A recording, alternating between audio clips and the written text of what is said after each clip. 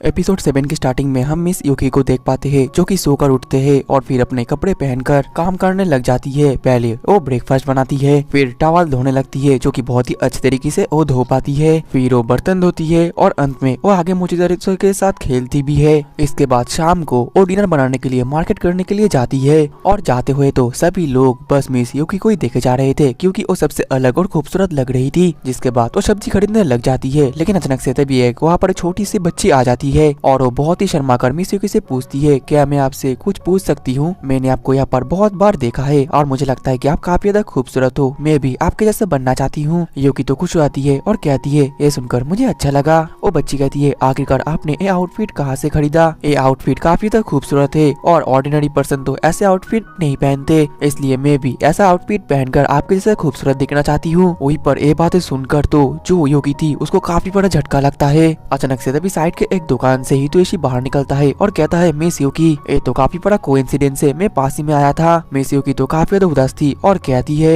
Hitoshi समा क्या मेरा ये मेड आउटफिट ऑर्डिनरी पर्सन नहीं पहनते? देन अगले सीन में हम देख पाते हैं कि संडे को हितोशी मिस यूकी को लेकर नॉर्मल कुछ क्लोथ्स खरीदने के लिए आता है और वहाँ पर तो हम रिको को भी देख पाते हैं और वो भी आई थी क्योंकि हितोशी ने उसको मैसेज किया था कि वो यूकी के लिए कुछ कपड़े खरीदना चाहता है, लेकिन उसको कुछ आइडिया नहीं है। फिर हितोशी कहता है, मुझे तो पता है कि तुम आओगी, लेकिन आखिरकार अब ये क्यों आई है? और वहाँ पर तो हम ग्रेस को भी देख पाते हैं जो कहती है, मैं तुम लोगों के ऊपर नजर रखी थी और मुझे पता चला कि तुम लोग आज यहाँ पर आओगे, जिस वजह से मैं भी चली आई। और वैसे भी हितोशी तुम एक लड़के हो, तुम एक लड़के के लिए आउटफिट अच्छी तरीके से नहीं खरीद पाओगे। तभी रिको कहती है, आखिरकार एक कूल लेडी कौन है? क्या आप भी एक एसोसिएशन हो? ग्रेस तो फिर मिस रिको को पकड़ कर खेलने लग जाती है और कहती है, तुम तो बिल्कुल हितोशी की तरह ही क्यूट हो। वहीं पर रिको भी खुश हो जाती है और कहती है, मैचियर औरतों की खुशबू कितना ज्यादा खूबसूरत होता है। वो दोनों ऐसा कर ही रहे थे कि साइड से मिस यूकी और हितोशी कपड़े खरीदने के लिए निकल जाता है, लेकिन तभी रिको कहती है, मुझे एक अच्छे से कपड़े के दुकान के बारे में पता है, चलो पहले वहाँ पर जाते हैं। अब अगले पल वो लोग उस कपड़े के दुकान में पहुँच जाते हैं और जो यूकी थी वो कपड़े भी ट्राई करने लग जाती है और वो तो बिल्कुल प्रिंसेस की तरह कपड़े पहनकर बाहर निकलती है। ये देखकर हितोशी कहता है, ये कपड़े तो और भी ज्यादा आई कैचिंग है। असल में ये कपड़े रिको ने मिस यूकी के लिए चूज किया था और फिर वो तो यूकी की फोटो खींचने लग जाती है, कहने लगती है कि मिस यूकी काफी ज्यादा खूबसूरत है, इसलिए मैं उनकी कुछ फोटो खींचना चाहती हूँ।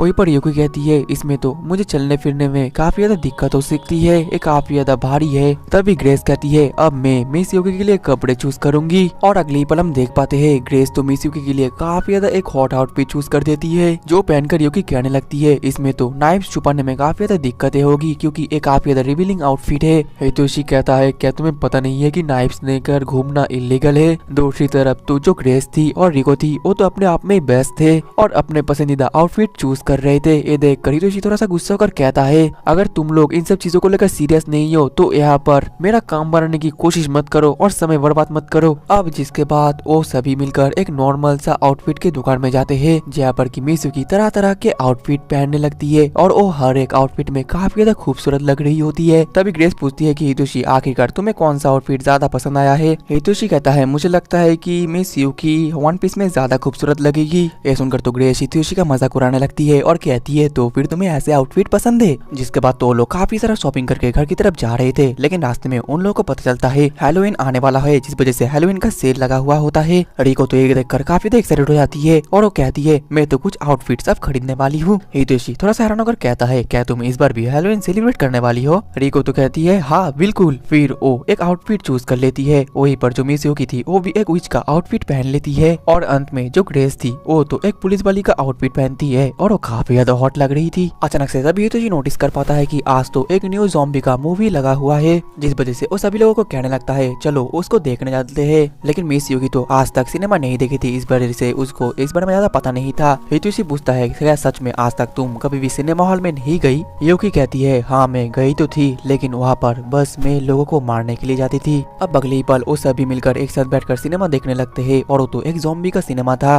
और उस ज़ॉम्बी लोगों को देखकर तो जो यूकी थी वो थोड़ा सा डर गई थी और उसको ज़ॉम्बी से इतना ज्यादा डरते हुए देखकर रिको कहती है, ज़ॉम्बी ज्यादा डरावना नहीं है, तुम अपने स्किल से सभी ज़ॉम्बी को आसानी से मार सकती हो। वहीं पर ग्रेस कहती है, तुम एक एसोसिएशन होकर ज़ॉम्बी से डरती हो, ये काफी ज्यादा अजीब है। वहीं पर हितोशी अपने मन में कहता है, लगता है मिस यूकी के पास ट्रॉमा के वजह से वो अभी भी इन छोटे छोटे चीजों से बहुत ही ज्यादा डरती है क्योंकि इनका कोई इन सब चीजों में एक्सपीरियंस ही नहीं था। फिर वो लोग खाना खरीद कर घर की तरफ जा रहे थे और वो खाकर काफी ज्यादा मजा और हंस खेल रहे थे। वहीं पर उन लोग इतना ज्यादा मजा करते हुए और हंसते हुए देखकर वही लड़की काफी ज्यादा उदास हो रही थी। लेकिन तभी वहाँ पर एक बंदा कर कहता है कि नाका तुम इतने ज्यादा लापरवाह नहीं हो सकती, तुम हिकागे की इनहेरिट्स हो। नाका कहती है मुझे माफ कर देना ताका समा। वो बंदा कहता है आज तुम्हारा लोअर बॉडी ट्रेन होगा।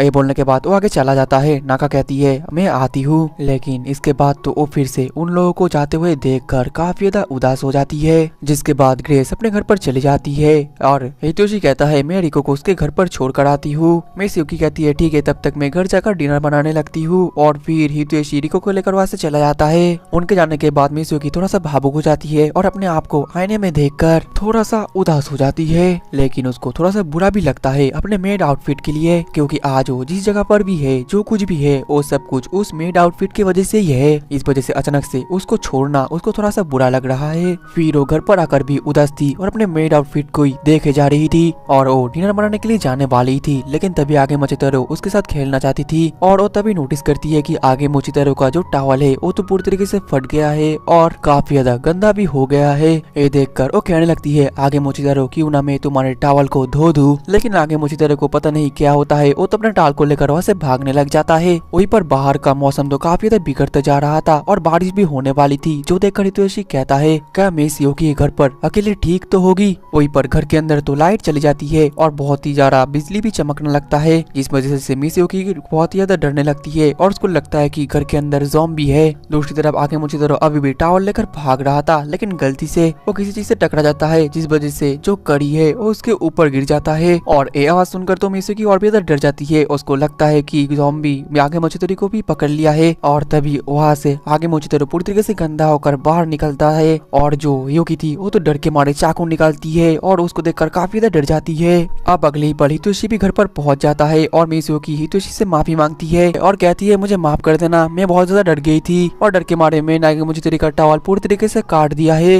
हितोशी कहता है कोई बात नहीं। योकी कहती है आप चिंता मत करिए, मैं उस टॉवल को सील दूंगी। हितोशी कहता है लेकिन ये बहुत ज्यादा फट गया है, क्या तुम कर भी पाओगी। मिस योकी कहती है कि हाँ जरूर। हितोशी कहता है तो फिर ठीक है, लेकिन आखिरकार तुमने फिर से अपना मेड आउटफिट क्यों पहन लिया है, क्या हमने जो कपड़े खरीदे हैं वो तुमको पसंद नहीं आया। योकी कहती है ऐसी बात नहीं है, आप मेरे साथ कपड़े खरीदने गए, मुझे इससे काफी ज्यादा खुशी हुई, लेकिन ये मेड आउटफिट मेरे मास्टर ने मुझे गिफ्ट के तौर पर दिया था। ये मेरे लिए काफी ज्यादा प्रीशियस है और इससे मैं अपने मास्टर के साथ कनेक्ट हो पाती हूँ, जो कि अब और इस दुनिया में नहीं रहे। और इसी आउटफिट की वजह से आज मैं यहाँ पर हूँ और एक ऑर्डिनरी लाइफ जी पा रही हूँ। इस वजह से ये मेड आउटफिट मेरे लिए बिल्कुल भी ऑर्डिनरी नहीं है। क्या ऐसा सोचना काफी ज्यादा अजीब है। हितोशी कहता है बिल्कुल भी नहीं। योकी कहती है लेकिन मैं एक एसेसियन होकर भी ज़ॉम्बी से डरती हूँ, क्या ये अजीब नहीं है। हितोशी कहता है हाँ ये ग्रेस ने कहा था, लेकिन इसमें भी तुम अजीब नहीं लगती, तुम जो चाहे वो कर सकती हो, जो चाहे वो पहन सकती हो और जिससे चाहे उससे डर भी सकती हो, और यही एक ऑर्डिनरी पर्सन का असली मतलब है। ये सुनकर मिसुकी काफी ज्यादा खुश हो जाती है और आगे मोचितारो भी खुश होकर उछलने लगता है। और तभी हितोशी ये भी नोटिस करता है कि जो टॉवल आगे मोचितारो का फट गया है ये वही टॉवल है जिस टॉवल के साथ उसके ओनर ने उसको यहाँ पर छोड़ा था, और शायद से इस टॉवल के साथ आगे मोचितारो के असली ओनर का सेन भी जुड़ा हुआ था। ये सुनकर योकी को लगता है कि आगे मोचितारो को तो भी उसकी तरह एक पहले फैमिली थी, जिस वजह से वो कहती है हितोशी समा मैं डिनर से पहले उस टॉवल को सीलना चाहती हूँ, क्योंकि मुझे पता है कि आखिरकार ऐसा कैसे फील होता है। मेरा सर का जो ये बेल है ये भी मुझे मेरी बहन के साथ कनेक्ट करता है, जो कि बहुत ही ज्यादा दूर है। ये सुनकर तो हितोशी काफी ज्यादा शॉक्ड हो जाता है और कहता है क्या मिस युकी सन तुम्हारी भी एक बहन है। मिस युकी तो कुछ ना बोलकर बस हितोशी समा की तरफ देखे जा रही थी। और इसी के साथ ही हमारा एपिसोड 7 भी खत्म हो जाता है। तो दोस्तों अगर आप लोग इसका नेक्स्ट एपिसोड देखना चाहते हो तो ज्यादा से ज्यादा कमेंट और लाइक करो, क्योंकि जितना ज्यादा लाइक और कमेंट होगा नेक्स्ट एपिसोड में उतना ही जल्दी लाऊंगा। मिलते हैं नेक्स्ट एपिसोड में, तब तक के लिए टाटा बाय बाय सायोनारा।